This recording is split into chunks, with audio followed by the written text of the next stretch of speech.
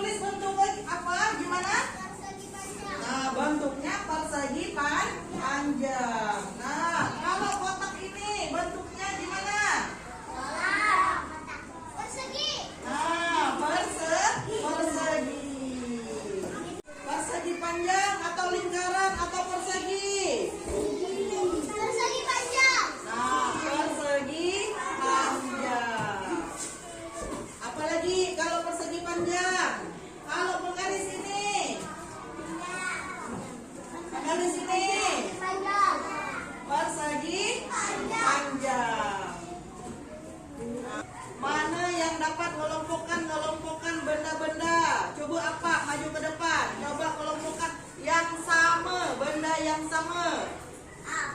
Benda yang sama. Kalau tabung mana apa? Lagi terus. Mana lagi? Yang seperti tabung. Lagi apa? Nah, ada berapa kok apa? 3. Ada berapa?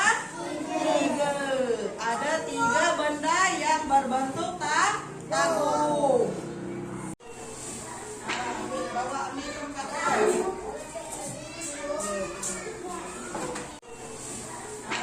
Bawa ambil tempatnya. Nah, ambil putri. Ambil putri.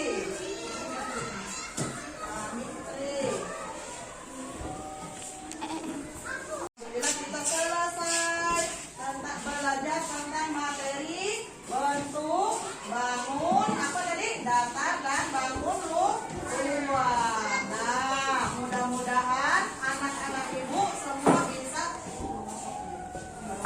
bisa paham.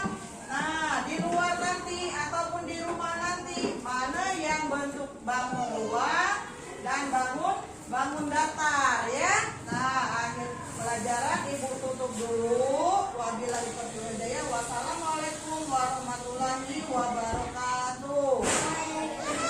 Selamat siang Bu Krista. Selamat siang Bu. Ya, bagaimana kabarnya hari ini? Alhamdulillah sehat dan baik. Alhamdulillah.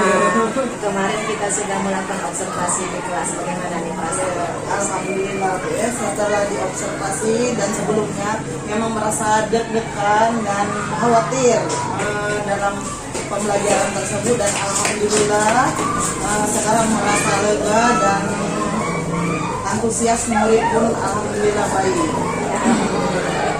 Berarti kemarin Ibu sudah melakukan yang terbaik ya, alhamdulillah.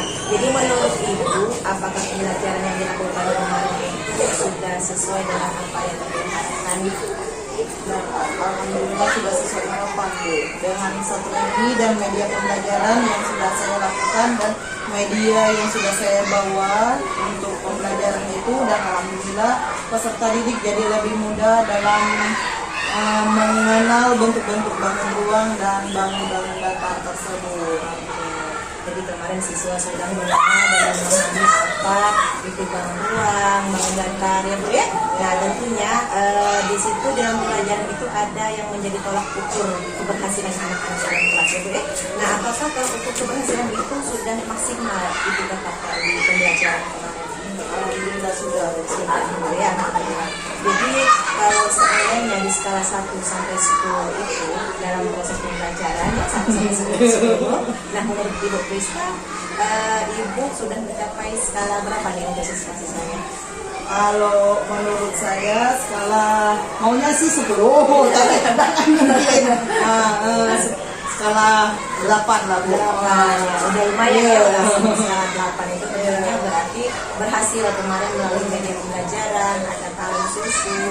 Tentunya dengan media pembelajaran siswa akan menjadi lebih menarik ya dalam pembelajaran.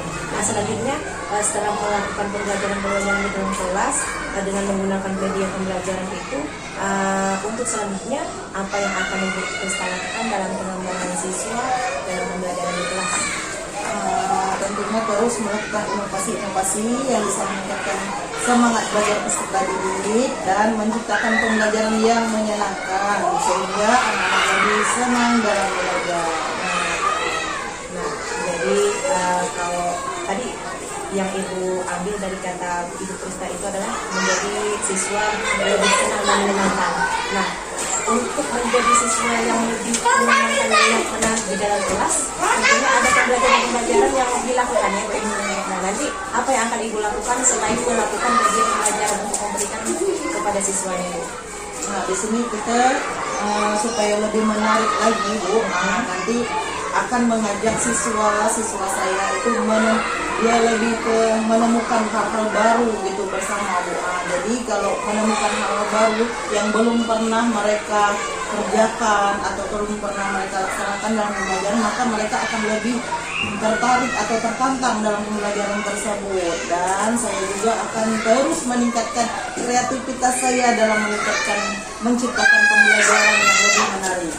Tentunya itu dilakukan siswa secara sendiri-sendiri atau secara berkelompok. Ada berkelompok maupun sendiri-sendiri. Jadi kalau seandainya nanti kalau secara berkelompok tentunya dia akan dilakukan observasi kelompoknya Iya. ya, jadi dia lebih menantang untuk mengaktifkan siswa di dalam Siswa, kelas ya Bu. Nah tentunya dalam hal ini apakah Ibu melakukannya sendiri atau ada pihak-pihak lain yang terlibat untuk melakukan proses pembelajaran di dalam kelas? Nah, tentunya kalau di sini kita kalau di sama teman ya kita tetap melibatkan teman sejawat tuh ya. Nah, termasuk juga ibu kepala sekolah terus tetap saya libatkan dalam hal bertanya maupun untuk melihat apa namanya sejauh mana media pembelajaran yang saya berikan kepada siswa tersebut apakah cukup memadai atau bisa dipakai untuk anak-anak tersebut. Nah, jadi nanti setelah Ibu melakukan inovasi baru untuk menemukan hal-hal yang luar siswa, membuat media pembelajaran untuk yang lainnya, kemudian tadi ada secara berkelompok Bu ya. Nah tentunya itu akan kelihatannya lebih menarik Bu ya, kelihatannya untuk kedepannya. Apa yang membuat Ibu yakin tuh semua itu yang Ibu lakukan dari media inovasi yang terbaru itu menjadi lebih menarik, itu apa yang membuat Ibu yakin dalam hal ini? Sebenarnya lebih yakin itu lebih ke peserta didik juga Bu ya. Nah, karena peserta didiknya untuk yang sekarang ini alhamdulillah anak-anaknya lebih antusias juga dalam hal belajar dan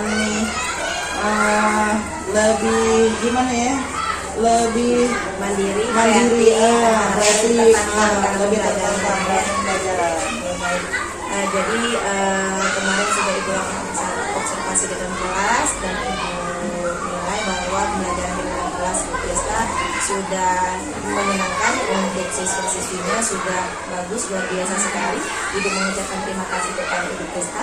Dengan ini Ibu mengambil kesimpulan bahwa pembelajaran di kelas itu merupakan pembelajaran yang menyenangkan. Seorang guru merupakan fasilitator untuk siswa-siswanya Bu. Jadi kita sebagai seorang didik harus terus melakukan inovasi-inovasi yang terbaik seperti yang Ibu Fiesta harapkan. Semoga kedepannya nanti anak-anak kita bisa lebih baik lagi dan Bu Fiesta bisa mencetak generasi emas. Amin.